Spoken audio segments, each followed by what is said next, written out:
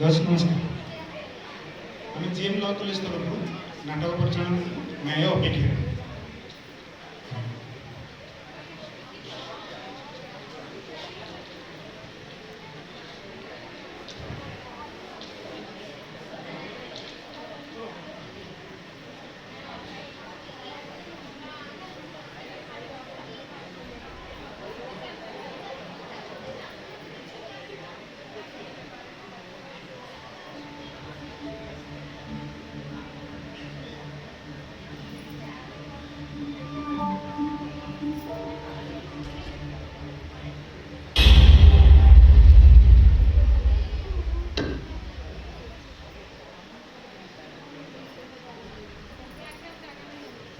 स्वाति स्वाति अरे चाल टे ऑफिस लेट है बापा उठले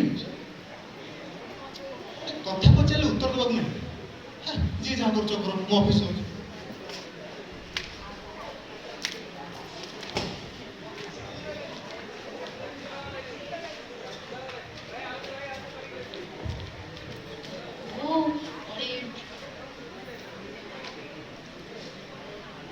हेलो हाँ ना कौन कर ऐसे ऑफिस पर लेट आ किस काम नहीं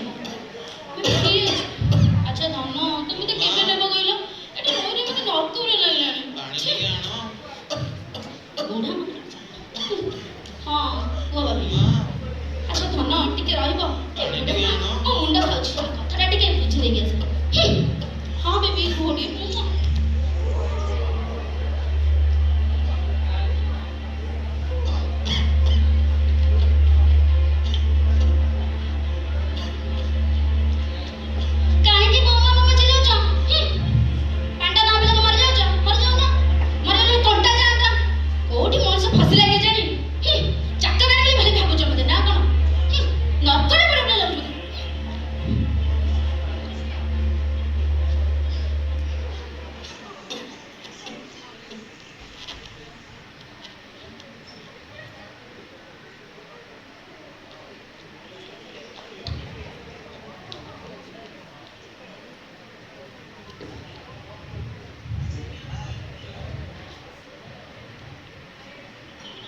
स्वाति स्वाति अरे पानी ग्लास टा आनलो हम सब किसी काम करते बाबा तो आइलु हाँ बाबा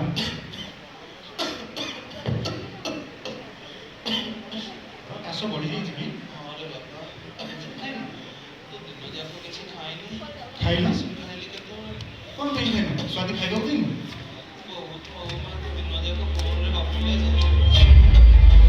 स्वाति स्वाति कहीं के साथ से चिल्लो जा बाबा का मैं खा गई ना तू तुम बाबा को खाए दे अरे बाबा तुमको खाए दे नहीं तुम बाबा करे ना पैसा हे गेलानी सेति में ना मन रहउनी से खाइ जनी ना ए सुनो जो तुम बाबा करे एते सेवा करे तुम नहीं वृद्धाश्रम छाड़ी दियो मु तम बाबा करे चाकरानी न जे बसी तम सेवा करथबी बाबा तले को मिछ कहउछनी हां तम बाबा जने केतल सत बदले कि आज मिछ कहि देले स उल्टी मु 14 बार ने केते कथा मते सुनि छी मु तम के कहि छी एटा सब दिन कथा मां मु तो केतोले कहली तू जे दिन जाक फोन रे गपिलु जे हमें फोन में गपुथिलो का से फोन रे गपुथिलो मुझे से कविता पढ़ होला कि फोन टा देखिलो फोन देबी कौन दे देबी को मोर किछ काम देना नहीं मोर का प्राइवेसी नहीं ना कोन प्राइवेसी पूरी मो पाखरे कोन तम तुम मो चरित्र को आक्षेप करछ बहुत हे गेला आउ सही परिबिन हैला तम बापा को जदी आउ नेक्स्ट टाइम मो ऊपर आंगुल के चेष्टा करो मो तम बापा को जदी कोर्ट रे ठेका देबी आगे माटी को तुम दिनो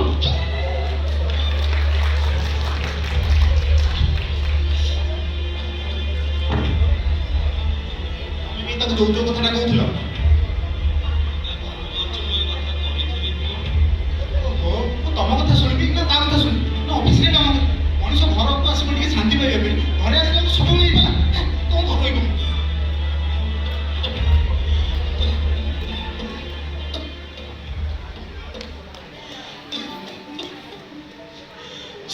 ଶ୍ରବଣ ସମୟ ପରେ କହୁଥିଲ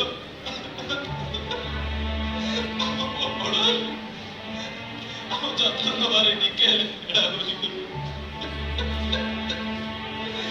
ତମେ ଗଲା ପରେ ତମେ ଘରେ ମରି ମରିବ। ତମେ ଏଇ ଦିନ ଦେଖିବାକୁ ମତେ ଏକା ଛାଡ଼ିଗଲ। ସତରେ ବହୁତ ସ୍ୱାର୍ଥପର ଶ୍ରବଣ ବାବୁ, ବହୁତ ସ୍ୱାର୍ଥପର।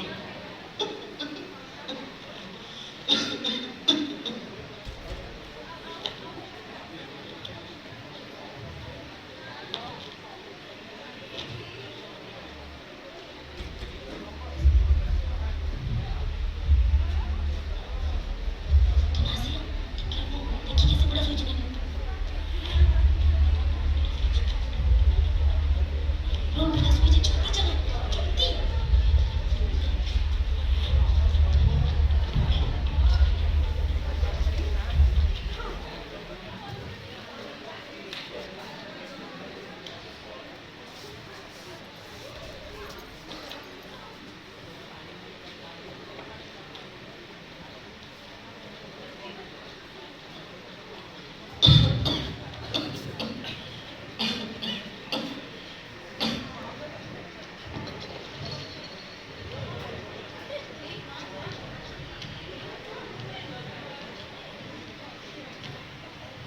स्वाति ए कुआड़े तो स्वाति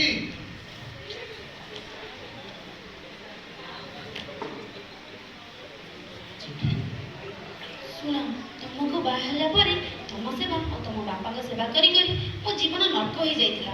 ଆମ ଘରକୁ ଆସିଥିବା ଇନ୍ସୁରାନ୍ସ ବାଲା ମୋ ଦୁଃଖ ବୁଝିପାରିଲା, ଯୋଉଟାକି ତମେ କେବେ ବୁଝିନଥିଲ।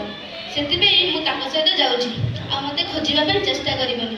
ଆଉ ଯଦି ମୋ ପଛରେ କିଛି ଷଡ଼ଯନ୍ତ୍ର କରିବାକୁ ଚେଷ୍ଟା କର, ତାହେଲେ ପରିଣାମଟା ଜେଲରେ ଭୋଗିବ।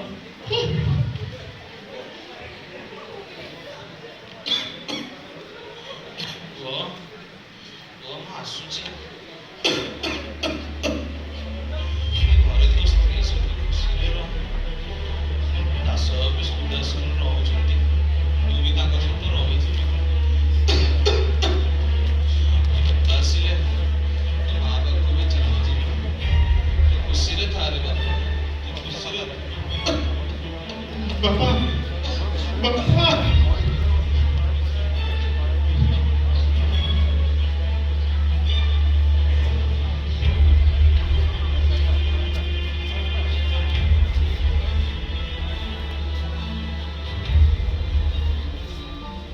मां जन्म दे छाड़ी चली गला।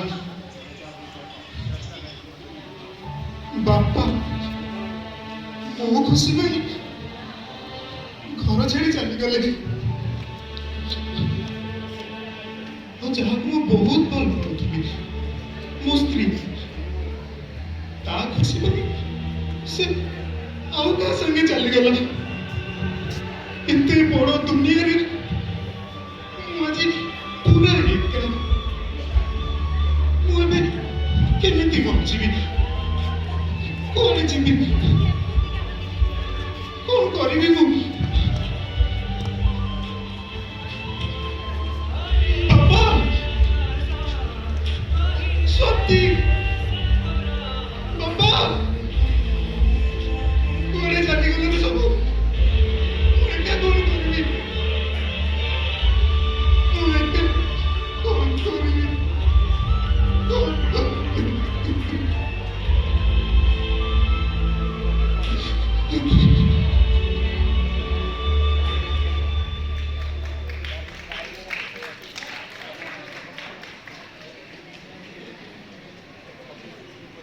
श्रवण, अरे श्रवण, अरे आलोक हाँ एमती टे चली आसिली। आस आस बस बस हाँ कौन खबर? काली गोटे वृद्धाश्रम को जाइए।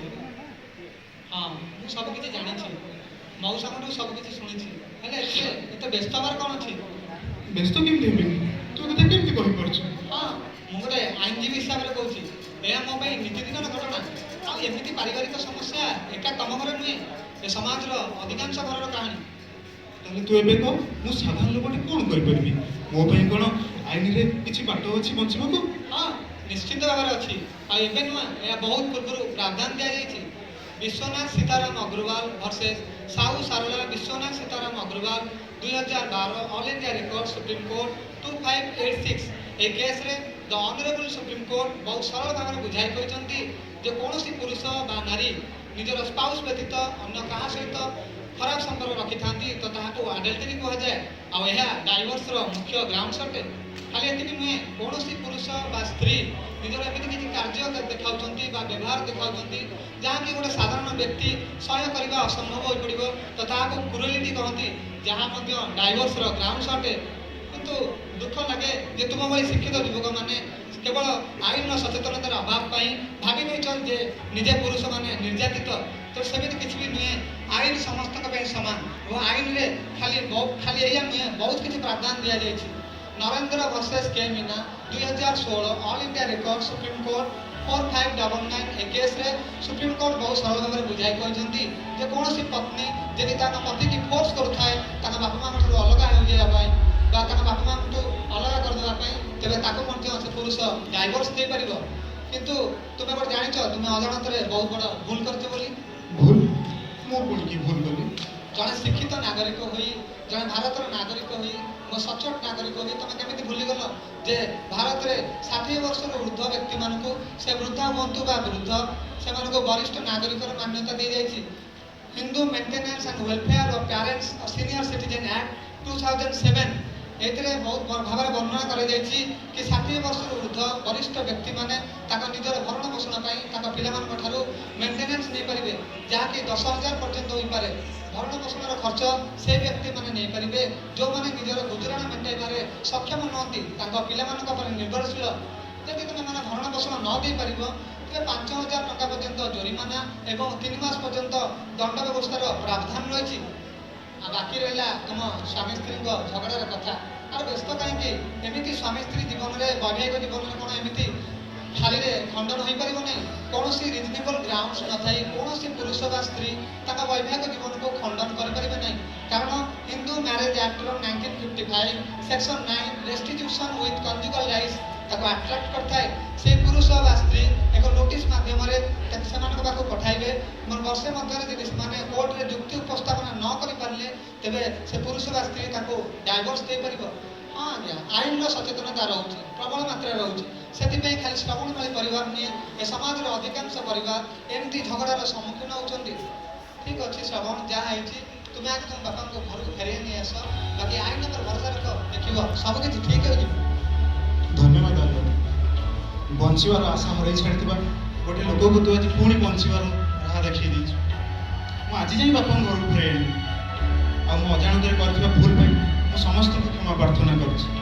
ଆଉ ସମସ୍ତଙ୍କଠୁ ବିଦାୟ ନେଇ ଆଲୋକ, ମୁଁ ରହିବି ନ୍ୟାୟ ଅପେକ୍ଷା।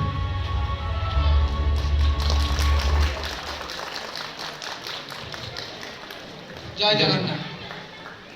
ଧନ୍ୟବାଦ ଜିଏମ୍ ଲ କଲେଜ।